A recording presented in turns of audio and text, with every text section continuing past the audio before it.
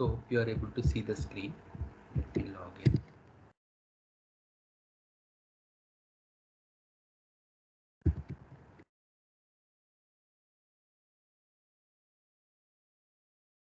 We have got this the program. Okay, the database tables that we have created, where with domain without domain and data element first, and then with the domain and data element, right? So we initially gave created a table with EMP1 and EMP0. So yeah, both are here. This is the one which we have created first, wherein we created it without domain and data element, but then later we developed the domain and data element and we entered those things. Now going ahead, we need to understand all the various possibilities that we have here in the table. So for that, the first and foremost is let's explore the concept of uh, client dependency.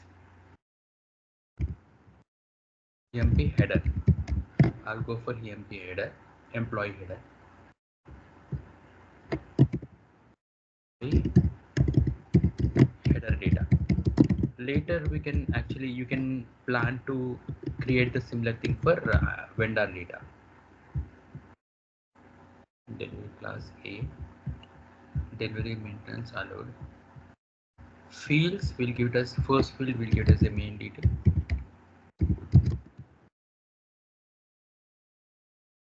Next we'll give the field as employee number, A underscore EMPNO underscore D, employee name,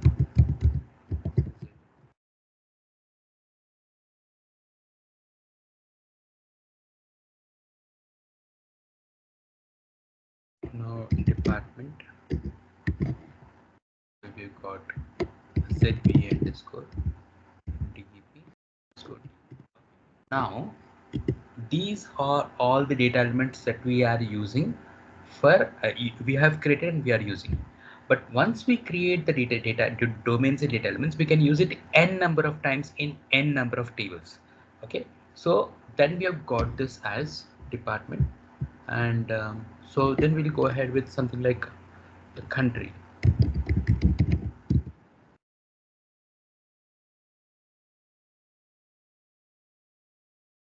Score. Okay, we didn't create anything, right? So I make use of landman underscore GP, which happens to be a standard data element. This is ZB landman underscore GP happens to be a standard data element. Okay, so we can also go ahead with the country, the city. So for city, there is already a standard data element called ORT01. And I mean, like we will get to know about this standard data elements going forward after some practice. Okay, so I'm using these standard data elements also we can make use of, and we can go ahead and understand the concept of this delivery class and display maintenance allowed also. So we'll just save this. Okay, now when we save this, we'll save it in local object, but going forward we'll also discuss about the package creation. Okay, we can go ahead and understand the concept of package.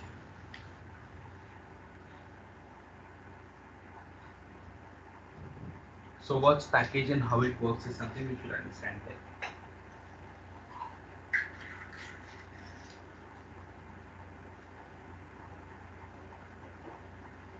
So package we'll discuss later, but right now what we'll do is we'll go ahead and understand the concept of the data elements. Okay, so anything which start with other than Y or Z are all standard ones. So if I just double click on land1, it will take us to the domain called land1. If you double click on domain land1, we'll get this length and data type and all this stuff. This is what we have. Okay, now going forward, after this, like we'll go for technical settings. In the technical settings, what exactly is data class is what we need to understand. See, data class is something which will enable us to go ahead and decide what type of data is it. It can be a master data or it can be a transaction data. Organizational and customizing data we will not create, and we will never create dimension tables, fact tables, ODS tables, because these are all the types of tables will be auto generated by the system whenever we are creating something on the BW level. So BW is a different module. It's called business warehouse, wherein like if you create something there, it will replicate here. That's what we have. Now we'll go ahead with the data class, and we'll select the first one, APPL0, because this is something which we are considering as master data. Now let's understand what is master data, what is transaction data. For example, if you have a sales process, in the sales process, who is the customer that you are selling to? There will be only one customer. We are selling it in only once, and the date and all these things are there. Let's consider that as a header. But the material that they have purchased in that sales order can be multiple. So there can be 10 materials that have been purchased. So these all 10 materials are a part of item data. So we have got the header data and we have got the item data. Right.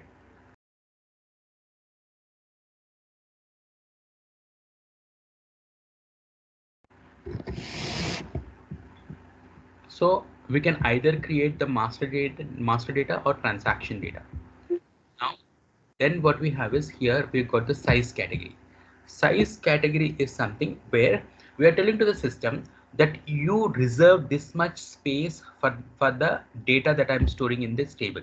Now, what do I mean by that?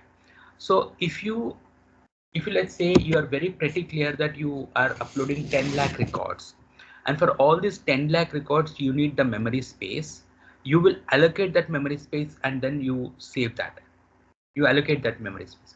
But then if you are not sure how many records are going to be stored, you're just simply going to give it as 0, because you don't want to unnecessarily reserve some space which will not be used in the future at all.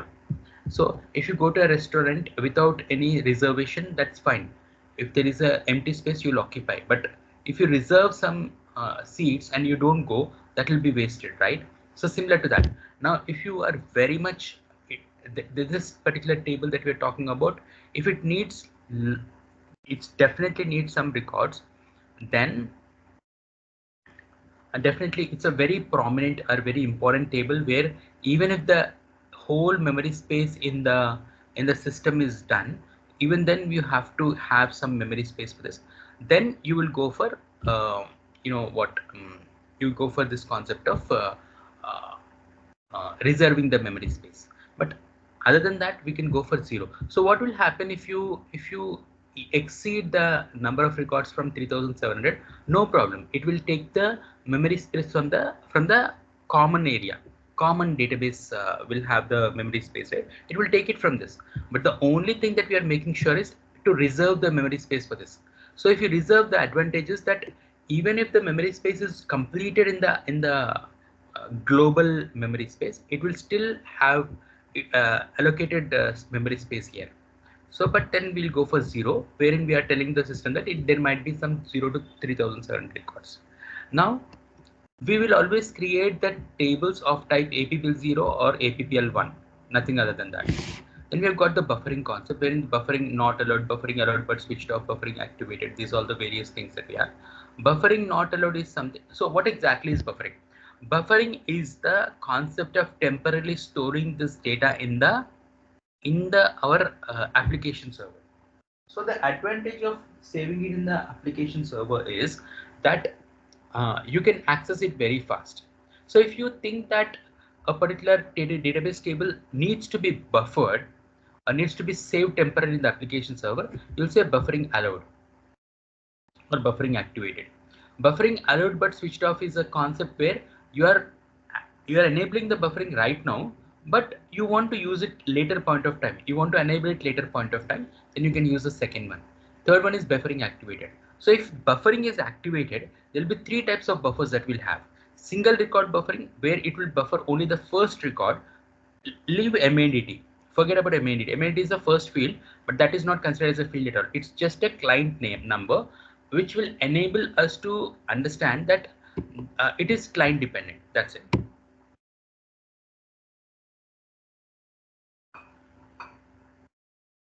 Then we go for generic area buffer. So generic area buffering is something like You can pick how many fields that you want to buffer, but those has to necessarily be primary keys.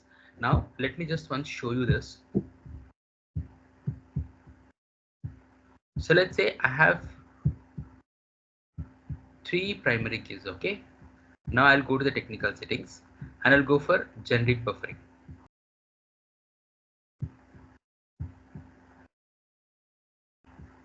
So key fields 1 is used for generic buffering.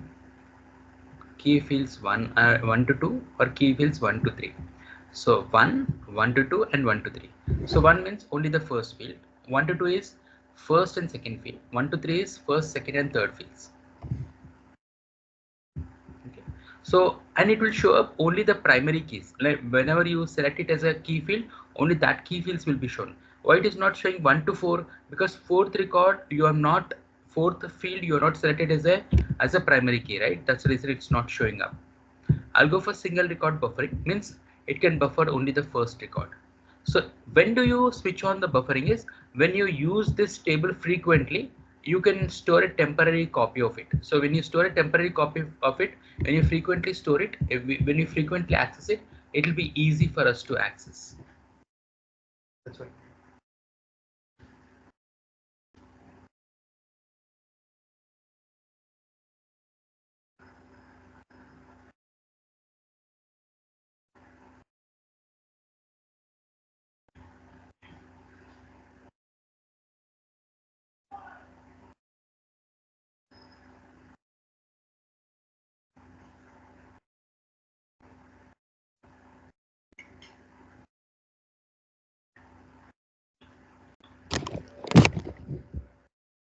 Now only after entering the technical settings, you will be able to activate it. Otherwise, you will not be able to activate. Now,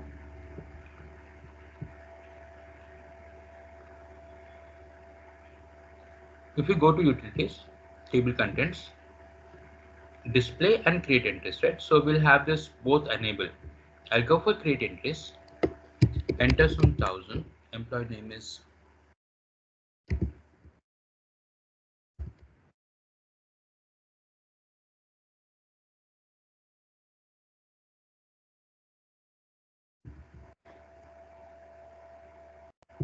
successfully saved, reset.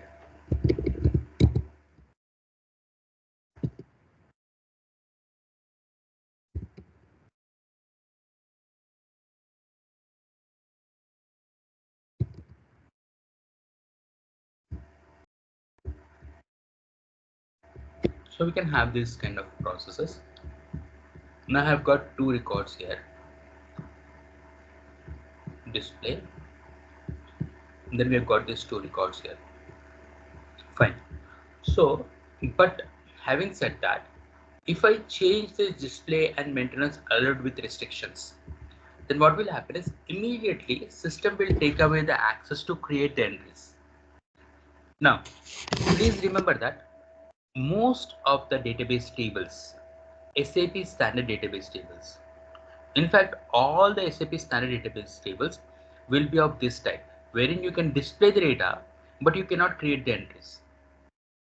Now the question is, if you are not allowed to make the entries from here, where from are we going to make the entries? So the entries will be made from the screens, from the main screens. Okay, so we'll go ahead with display maintenance. Not allowed. So when you said not allowed, if you go to utilities and table content, you can neither display the data nor you can create the data. So these type of tables will never create, but having said that, that option will be there. So just in case if you want to hide the table completely or hide the records completely, you can use that.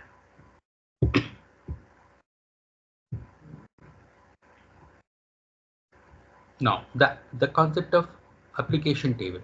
So there will be different types, different types of tables here.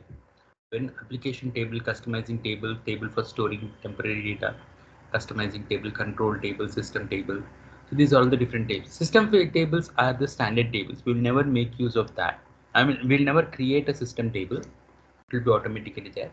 But other tables, you can do that. So in general, when we move this table from development server to quality server to production server, it will not have the data. When you move something from server to server, it will not have the data being moved. For example, you enter some data in development server and move it from development server to quality server, it will not move it there.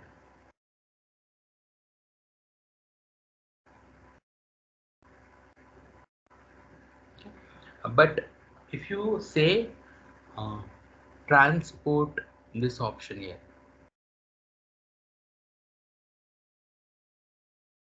transportable, this is a system table contains transportable.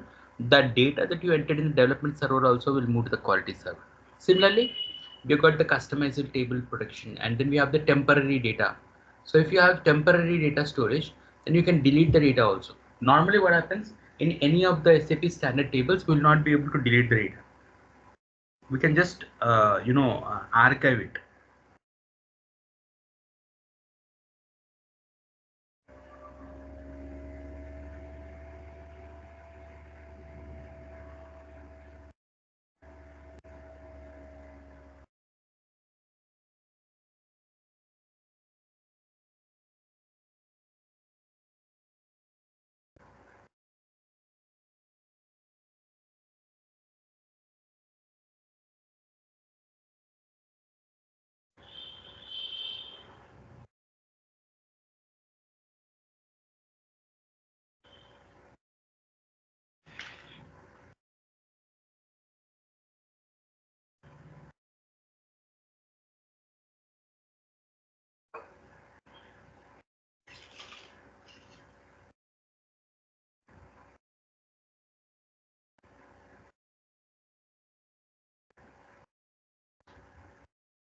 Fine. So these are the various options here.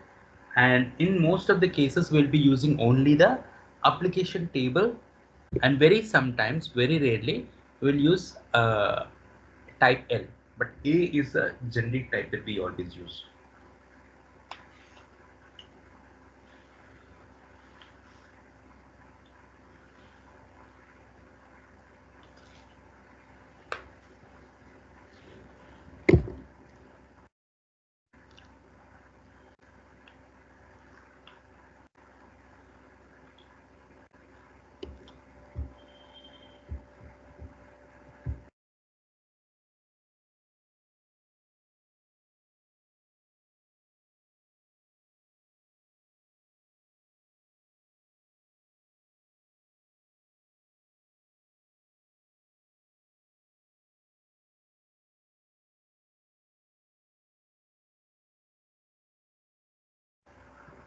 Let us go ahead. Sir, Yeah. when we define those key field, so the key field significance is to avoid duplication only. Yes, exactly. Exactly. Now, very important, very good question. Now, if you say employee number, you have selected as a primary key, right? Now, let's say I have created a record for 1,000. I'll not be able to create a record for 1,000 again, right? So that's something which we all can understand very well. But now here, I'll go for records, table contents, create entries. I'll purposefully give something like 1,001, for which already we have a data.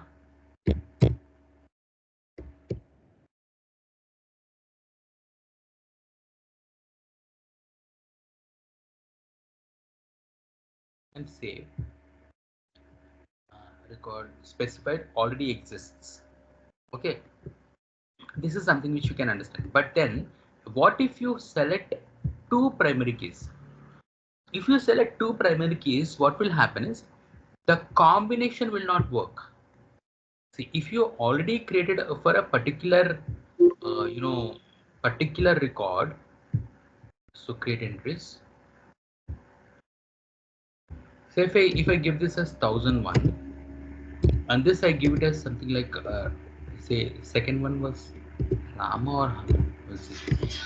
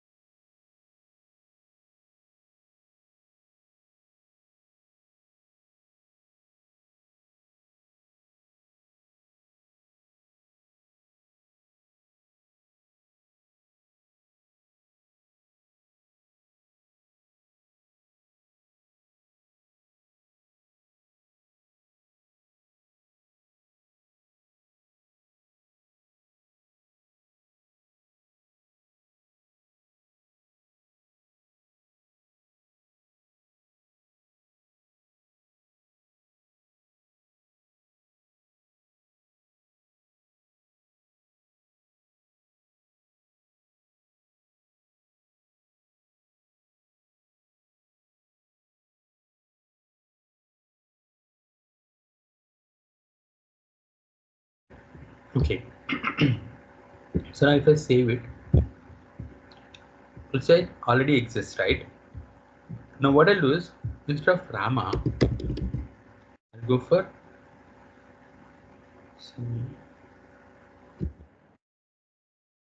okay. Now it will be saved because see what happens is it will check the uniqueness of the combination of the two. Okay. Now it's not combination is not unique, right? It will be creating a date record. So if you have three records, three primary keys, all the combination of three primary keys should be checked. Right?